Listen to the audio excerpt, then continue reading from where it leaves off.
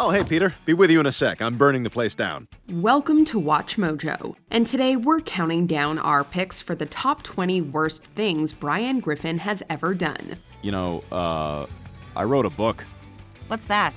It's like a long magazine. For this list, we'll be looking at the most heinous misdeeds and crimes committed by Brian the dog from Family Guy. If there's a terrible Brian moment you feel smug knowing more about than we do your best obnoxious Brian impression and inform us about it in the comments. Number 20, killing Rupert.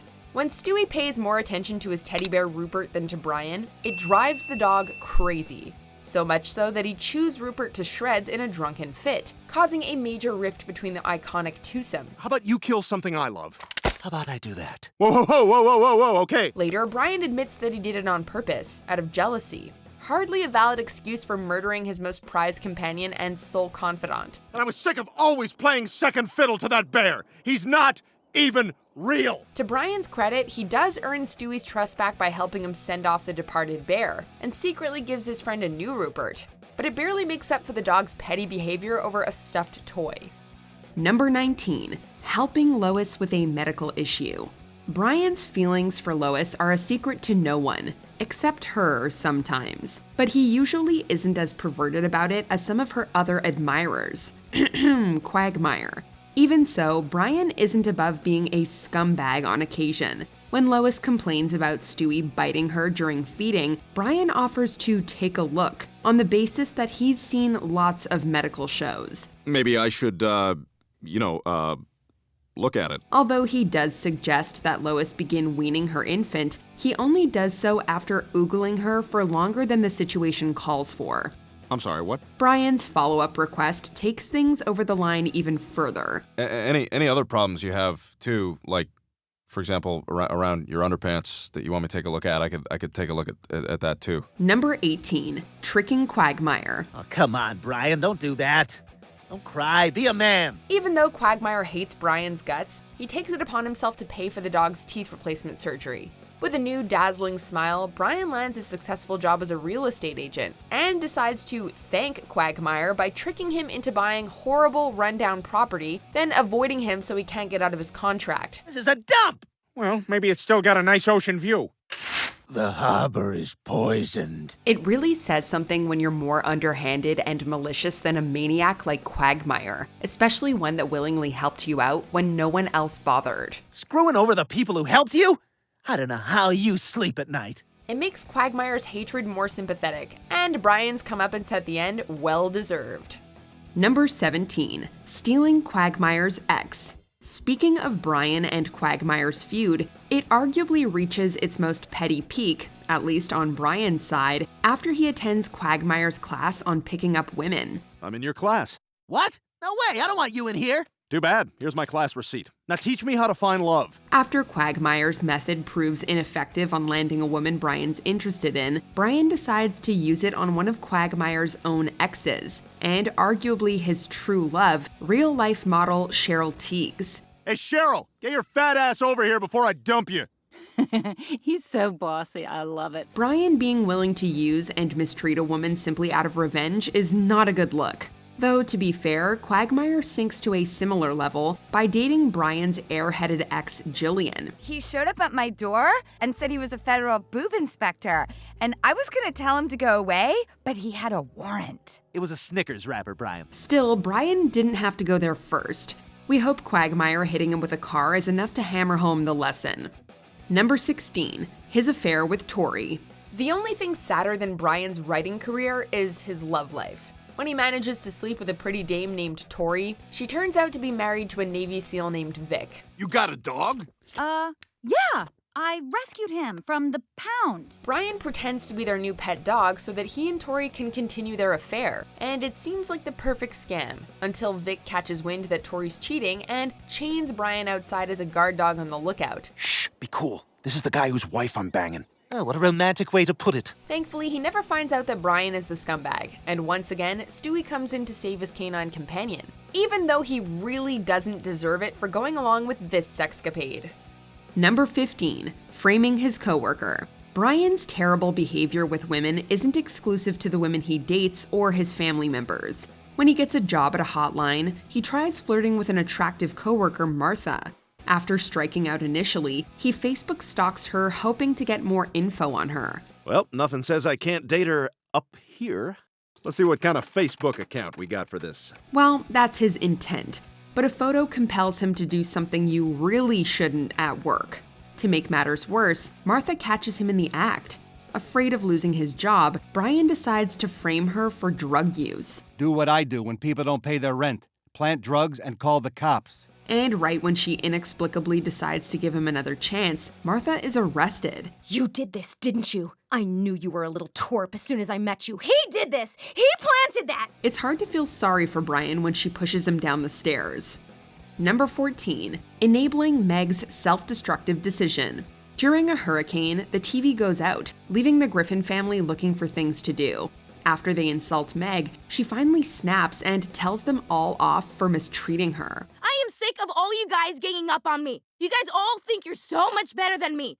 Oh, Meg, that is the least fancy thing I have ever heard. However, after they begin turning on each other, Meg comes to believe that she acts as a lightning rod for all their dysfunction, and tells Brian that maybe her being blamed for all their problems helps her family. Do you think it's possible that this family can't survive without some sort of lightning rod to absorb all the dysfunction? Rather than refute her theory, Brian calls her decision to continue acting as the family punching bag noble and mature. You know, that's incredibly noble and mature, Meg.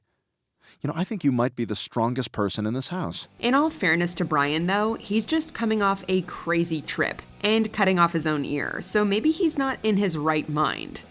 Number 13, cheating on his fiancée. Even when Brian takes a few steps forward in the dating world, he usually takes a few dozen backwards. How old are you? Oh, you don't want to know. I kind of do. Brian dates an older woman named Rita, and they really hit it off. Despite being mocked by his family, he ends up proposing to her. However, after Rita injures her hip, Brian is put off by how much care Rita requires. Oh, and if you're going out, get some milk of magnesia. Yeah, you just said that. He ends up hooking up with a girl he picks up in a bar. While he does own up to it, Rita sees through his rationalizations and breaks up with him. You cheated on me. That's what happened today.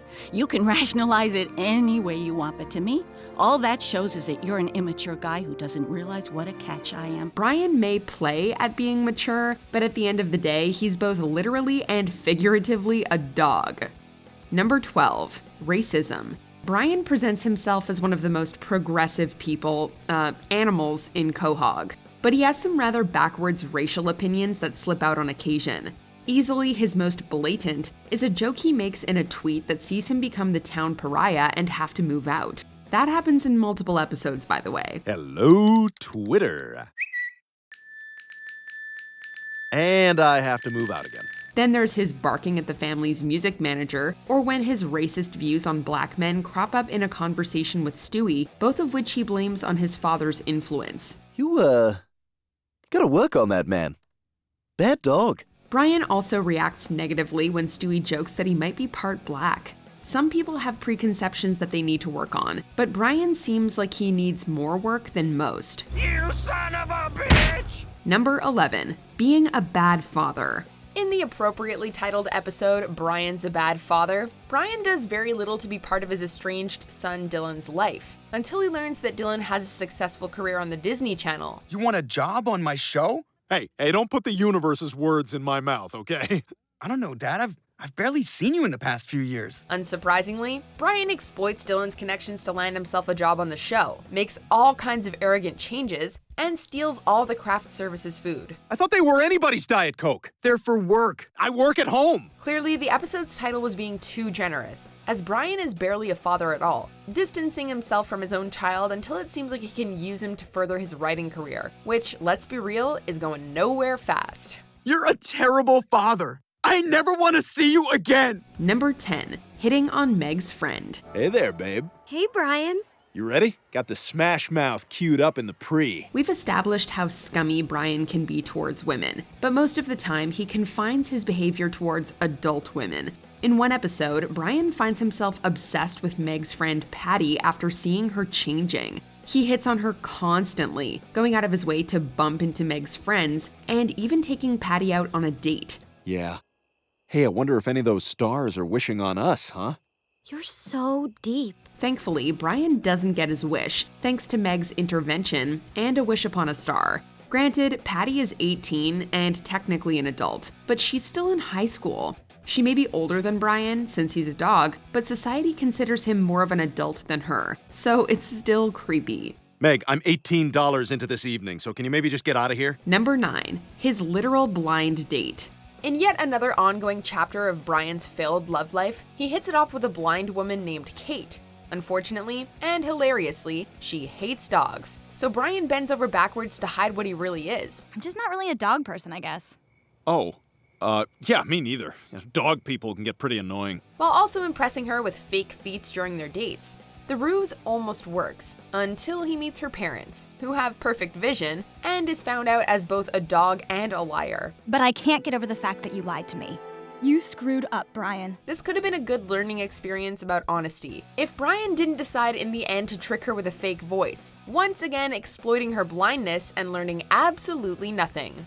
Number 8. Hesitating to save his wife. In a 2-part episode, Brian gets married to Jess, a woman with cancer. However, after her cancer is cured, Brian is less than enthused. Jess gains weight due to overeating now that she can stomach more food. While she's stuffing her face at a restaurant, she starts choking. Well, I'm sorry it's so disgusting, but that's all they have. Oh, what, you gonna die if you have to eat mild salsa? Come on. Brian doesn't understand what's happening at first, but when he finally does realize, he delays calling for help so that Jess dies, until the funeral. Brian later admits that he viewed letting her die as the only way out of their marriage. I was just so unhappy being married. I guess I felt letting you choke was my only way out. God, that sounds awful. Maybe I did deserve to die. Jess also proves willing to have him killed, but it doesn't make Brian's potential manslaughter by inaction any less terrible. Number 7. Giving Stewie and Chris an STD. Stewie and Brian are the show's most developed duo. Stewie decides to cement that bond by performing a blood ritual with the dog. Brian agrees, only for Stewie to wake up with herpes, thanks to his so-called blood brother. Oh my god! Your mouth looks like the underside of a boat! Out of all the horrible things Brian has done to Stewie, belittling his creativity out of jealousy, treating him like dirt, or frightening him for fun, this is the most underhanded. He knew he was infected and swapped blood with Stewie anyway. It turns out that he also gave Chris herpes, making him a repeat offender. Number 6. Going after Lois. Even before this episode, we've seen that Brian harbors romantic feelings for Lois, but he usually keeps it under control for the sake of his friendship with Peter. However, when Lois and Peter's relationship is on the rocks, she and Brian start growing a little closer. It seems sweet until Brian loses control and tries to force himself on Lois. Oh my god, Brian, now! Thankfully, Lois is able to push him off before the situation can escalate, and he deeply regrets his actions. But that hardly changes the fact that he made a move on his best friend's wife, and worse, didn't take no for an answer. And we thought Quagmire was bad. Number 5. Disregarding Stewie's safety. When Brian finds out that Stewie attends a rundown, unsafe daycare, he goes to give the negligent teacher a piece of his mind, until he sees how attractive she is. Excuse me, are you Miss Emily? Yeah, hi. Who are you? Brian. He then spends the rest of the episode ignoring Stewie's suffering and focusing on scoring a date with the teacher. In fact, he even goes so far as to keep Stewie from ratting her out after she dislocates his shoulder. You are not going anywhere. I finally have a date with Miss Emily tomorrow, and I'm not going to let you or anybody else get in my way until I have seen every inch of her naked. Brian calls the police on her only after he finds out that she has a boyfriend. So basically, he only does the right thing when he knows he can't get what he wants. What you did to these kids? There is a special place in hell for people like you. Why are he and Stewie friends again? Number 4. Encouraging cannibalism. When the Griffins decide to climb Mount Everest, things are bound to go wrong, but they really go sideways. Don't feel too bad, gang. We only beat you by 1 hour, 12 minutes, and 43 seconds. Not only did the smug Fishman family get there ahead of them, but the Griffins also get trapped in a snowstorm and run out of food. Thanks, Peter. When they come across the dead body of the Fishman's son, Ben, Brian suggests the extreme, that they eat him. Or we could... Could what? Eat him. Sure, it's an extreme set of circumstances, and it's hard to judge anyone who's been that hungry and desperate. But on the other hand, it's disturbingly easy for Brian to suggest this. Granted, it's not technically cannibalism for him. On the other hand, Number 3. Investing in a dog protein shake. Now we can feel you wondering, do they mean a protein shake for dogs? No. After Stewie and Brian begin investing in the stock market together, it goes to Brian's head. When he shows Stewie a shady new investment involving protein shakes, they discover that they're made from dogs. While he's naturally horrified, Brian is undeterred and willing to go forward with it as long as he makes money. Wall Street is a people-eat-dog world. Everyone knows that. He only seems to learn his lesson after he's caged himself, and Stewie rescues him. If it takes almost being killed and eaten to realize that profiting off the consumption of your kind is bad, it's not the greed that's wrong. It's you, Brian. I'm so sorry, Stewie. I guess I just lost my head. Well, lesson learned, Brian. Money doesn't buy happiness. Number 2. Shooting a waiter. While on a rescue mission, Stewie gives Brian a gun and silencer to defend himself against a gang of kidnappers. While reluctant at first, Brian starts having a little too much fun with his firearm, comparing it to a video game. Oh, this is like a video game. He manages to gun down a few grunts, and then shoots a waiter on another boat for literally no reason other than to show off. It's especially terrible with that cocky smile on his face as he pulls the trigger. And it was especially dumb since it was his last bullet, leaving him defenseless against the bad guys. Bad shooting, Tex. That's for shooting one of our guys! Yeah! Before we continue, be sure to subscribe to our channel and ring the bell to get notified about our latest videos. You have the option to be notified for occasional videos or all of them. If you're on your phone, make sure you go into your settings and switch on notifications. Number 1. His act of heroism. Brian's definition of heroism needs some work.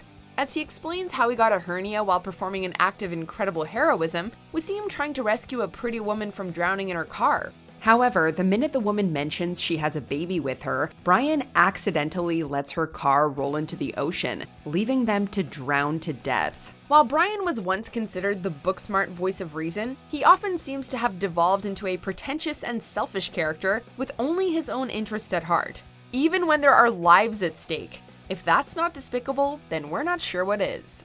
Oh, slipping, sorry. Did you enjoy this video? Check out these other clips from WatchMojo and be sure to subscribe and ring the bell to be notified about our latest videos.